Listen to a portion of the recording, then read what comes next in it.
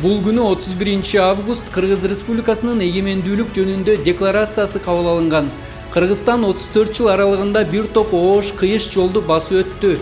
Бирок бүгүнкү күндө эл аралык аренада өз жолун тапкан туруктуу мамлекет катары тааныла алды. Байыркы бирок жаш мамлекет катары дүйнөнүн саясий картасында өзүбүздү көрсөтө алдык 34 жылдын ичинде. Биз постсоветтик мамлекеттердин ичинен айырмалана алдык. Бизде кандай саясий кризистер болбосун, кандай жанагындай төңкөрүштөр, экономикалык кризистер болбосун, бирок биз жок болуп кетпей, тескерисинче саясий аң сезими өскөн коомду пайда кылдык. Демократиялык институттарды калыптандырып, аларды жанагындай ордун аныктай алган мамлекетке айландык да. Көп эле жакшы өзгөрүүлөр болуп атат. Мына жолдор оңолуп атат, баардык нерселер жакшы. Билим берүү, экология баардыгы эле жакшы. Мисалы санариптештирүү болуп калды баардыгы. Андан кийин адамдардын мисалы 10 жыл мурун азыркы учурда кандай десем өзгөрүүлөр өтө көп да. Ал эми эгемендүүлүк алгандан бери динге, өзүбүзгө сөз эркиндигине басып жүргөн турганыбызга Кыргызстандын жараны экенине мен сыймыктанам. 2020 жылы жаңы Кыргыз өкмөтү курулганда Кыргыз Республикасынын бюджети 250 миллиард сомду түзгөн болсо, бул жылга карата Кыргызстандын бюджети 700 миллиард сомду түзгөн. Кыргыз өкмөтүнүн айтымында кийинки жылга карата өлкө бюджетин 1 триллионго жеткирүү планы коюлган. Аталган каражаттар жаңы инфракурулуштарга, калктын жашоо деңгээлин жакшыртуучу долбоорлорго сарпталат. 2025-2026 жылы өлкө боюнча 57 жаңы мектеп, 20 бала бакчанын ачылуусу күтүлүүдө. 2025 жылы билим берүү тармагына 68 миллиард сом бөлүндү. Бул 2020 жылга салыштырмалуу 2 эсе көп. Ошондой эле өлкөнүн башка тармактарына да дал ушундай көңүл бөлүнүүдө. Кумтөр деген алтын кенин биз чет мамлекеттерге берип жиберген элек. Ошону акыркы мезгилде кайтарып алдык. Кыргыз мамлекетинин менчигине өттү. Кумтөрдүн толук ээси өзүбүз болдук. 34 жыл болгон менен чек арабыз али күнгө чейин жанагындай толук бүтүн болбой, жыртык болуп, көп жерлерде чек ара тилкелери чийилбей, демаркация, делимитация деген маселе чечилген эмес эле. Мына аны акыркы 2 жылда биз эмне кылдык? Өзбекстан Республикасы менен, Тажикстан Республикасы менен чечип бүттүк. Бул 34 жылдагы эң чоң эмгек болду десек болот да.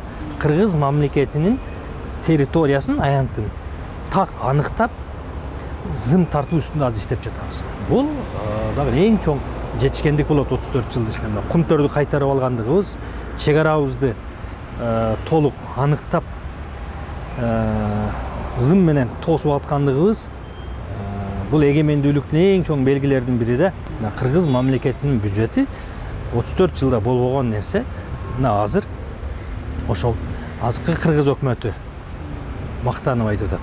Биз бюджетти жанагындай дефицит эмес, профицит менен бекитип атабыз, жаап атабыз деген сөз. 2024 жылы Таласта, Нарында, Караколдо жаңы аэропорттор ачылды. Ошондой эле эл аралык деңгээлдеги ири аэропорттун курулушу Жалал Абадта старт алды. 2024 жылы Кыргызстан аскердик кубаттуулугу жагынан Global Firepower Index рейтингинде 100-чү орунга көтөрүлдү. Ошондой эле чек аралар бекемделип, аны кайтарган аскер кызматкерлеринин айлыгы 80 000 сомго чейин көтөрүлгөнүн төрага билдирди. Мамлекетке болгон мурда элдин ишеними бар беле? Бүгүнкү күндө кандай? Укук коргоо органдарына, медицина кызматкерлерине, билим берүү тармагына ишеним кандай эле? Бүгүн кандай болду? Айырма бар, жылыш бар, өсүш бар. Бул 34 жылдык эгемендүүлүк тарыхыбыздагы жетишкендиктерибиз деп айтсак болот да. Кыргыз армиясы акыркы 2-3 жылда болуп көрбөгөндөй жаңы курал жарактар менен камсыздалды. Бюджети өстү. Аскерлердин тамак ашы, кийим кечеси, жатаканасынын абалы кандай жакшырды. Ошол эле милиция кызматкерлери, ошол эле улуттук коопсуздук кызматкерлери, прокуратура кызматкерлери бардык тармактарды мамлекет мындай эми мамлекет бар экендигин, мамлекет чындап эле күчтүү бар экендигин уже сезе баштады элчи. Жөн эле баягы демократияны жамынып алып, каалаган намазыңды окуй берсең болот деген болбой тургандыгын сезип баштады. Бир үйдө бир адам туруш керек. Бир үйдө бир башчы болуш керек. Бир гана бюджет болуш керек. Ошондо мамлекет өнөт. Азыр бүгүнкү күндө бизде ошол президенттик, күчтүү президенттик башкаруу системасы. жоопкерчиликтин бардыгы президенттин мойнунда.